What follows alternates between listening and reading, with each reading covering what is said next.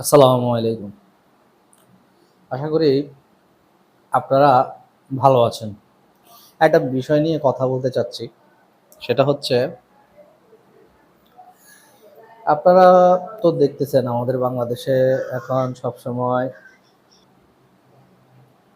সীমান্ত হত্যা এত পরিমাণ বেড়ে গেছে যে আমাদের পার্শ্ববর্তী দেশ, আমরা যাকে বন্ধু রাষ্ট্র বলি, এই হত্যাকাণ্ডটা তাদের কাছ থেকেই সবচাইতে বেশি আসে।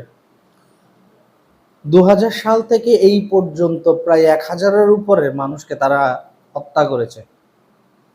বাংলাদেশ সীমান্তে তাদের শুট অ্যান্ড সাইটের অর্ডার চলতেছে।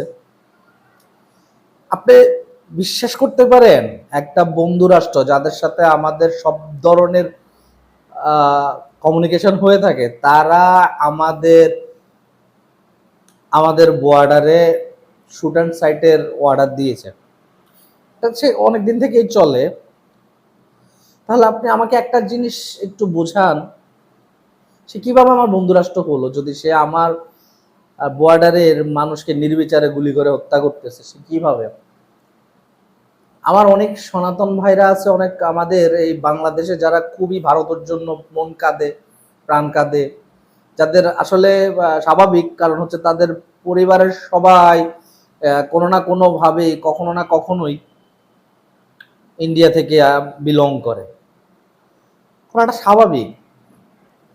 আচ্ছা, এখন আপনি আমাকে একটা জিনিস বলেন, এই যে তারা আমাদের মানুষকে হত্যা করতেছে, সেখানে তো কারো গায়ে হিন্দু মুসলিম এটা লেখা নেই। এই যে যারা কয়দিন আগে সংখ্যালঘুর অধিকার নিয়ে আন্দোলন করেছে, এই যে কালকে একটা হিন্দু বাচ্চা মেয়েকে গুলি করে মেরে ফেলছে, তাদের কোনো কথা নেই, চুপচাপ তারা। বলেন তো, এখন এই জিনিসটা আপনি দেখেছেন? এই জিনিসটা যখন মিডিয়াতে এসেছে, তখনই কিন্তু চট্টগ্রাম এবং তার কিছু জায়গায় আশেপাশে গণেশ পুজোতে গণেশ পুজোর মণ্ডপে হামলা হয়েছে। কিছু কি শেখ হাসিনার স্বৈরাচারের সরকারের সাথে কিছু মিল দেখতে পাচ্ছেন? যখনই কোনো একটা ঘটনা খুব বেশি প্রচার করা হতো, ওটাকে ধামাচাপা দেওয়ার জন্য আরো একটি ঘটনা ভাইরাল করা হতো।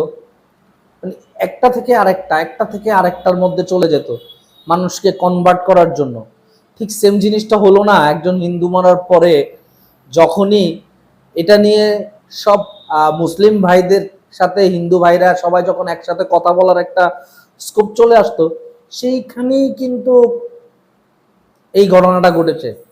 তার মানে কি বোঝাতে, কিছু আপনারা যদি না বুঝতে পারেন, তাহলে তো অনেক কিছু মিস করবেন আপনারা।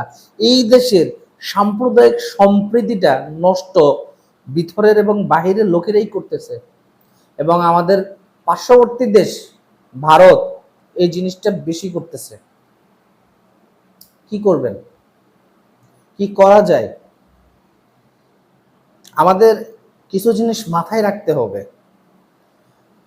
ভারত ন্যায় বেশি, দেয় কম। তারা যতই বলুক যে আমাদের এদিক থেকে হিন্দুরা ওইদিকে গেলে তারা সেটা মেনে নিবে, তাদের এই উগ্র হিন্দুত্ববাদের কারণেই আজকে বাংলাদেশের অধিকাংশ মানুষই তাদের বিপক্ষে কাজ করে। এটাই আমাদের সাম্প্রদায়িকতার একটি বহিঃপ্রকাশ। শুধু যে মুসলিম তাদেরকে করতেছে এমন নয়।